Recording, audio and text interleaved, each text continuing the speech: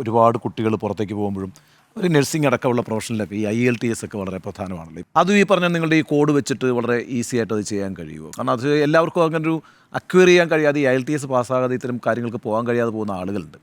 അപ്പോൾ അവർക്ക് ഈ പറഞ്ഞ നിങ്ങളുടെ ഒരു കോഡ് ടെക്നിക്ക് ഗുണപ്പെടുന്ന രീതിയിൽ മാറ്റാൻ കഴിഞ്ഞിട്ടുണ്ടോ?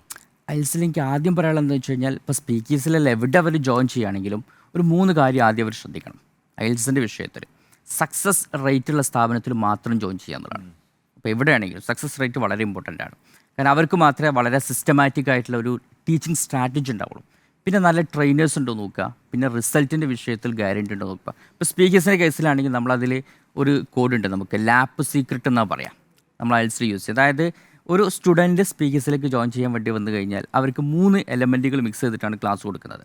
അതിന് എല്ലിനെ നമ്മൾ വിളിക്കുന്നത് ലൈവ് ക്ലാസ് എന്നാണ്. അതായത് എല്ലാ ദിവസവും ടിസോൾ സർട്ടിഫൈഡ് ആയിട്ടുള്ള മാസ്റ്റർ ട്രെയിനേഴ്സിൻ്റെ ലൈവ് ക്ലാസ്സസ് കംപ്ലീറ്റ് സ്റ്റുഡൻസിന് കൊടുക്കുന്നുണ്ട്. അതാണ് ഏറ്റവും പ്രധാനപ്പെട്ടത്. പിന്നെ സ്പീക്കേഴ്സിന് സ്വന്തമായിട്ട് ആപ്പ് ഉണ്ട്, ആപ്പിലൂടെ എല്ലാ ക്ലാസ്സുകളും, ഇപ്പോൾ സ്പോക്കൺ ഇംഗ്ലീഷ് ആണെങ്കിലും ഐൽസാണ് കംപ്ലീറ്റ് കൊടുക്കുന്നത് ഈ ആപ്പിലൂടെയാണ്. ദെൻ തേർഡ്ലി നമുക്ക് ഒരു പേഴ്സണൽ ട്രെയിനർ ഉണ്ടായിരിക്കും അവർക്ക്. അപ്പോൾ ഇത് ഈ ഒരു ലാപ്പ് മിക്സ് ചെയ്ത് കഴിഞ്ഞാൽ റിസൾട്ട് എന്നുള്ളത് ഗ്യാരണ്ടീഡ് ആണ്. അഥവാ റിസൾട്ട് കിട്ടിയിട്ടില്ലെങ്കിൽ നമുക്കൊരു 3 day ടെസ്റ്റിംഗ് പീരീഡ് ഉണ്ട്. അതിനുള്ളിൽ അവർക്ക് ഐൽസിലും നമ്മൾ കംപ്ലീറ്റ് റീഫണ്ട് കൊടുക്കുന്നുണ്ട്. Speak Easy English Academy, your language expert.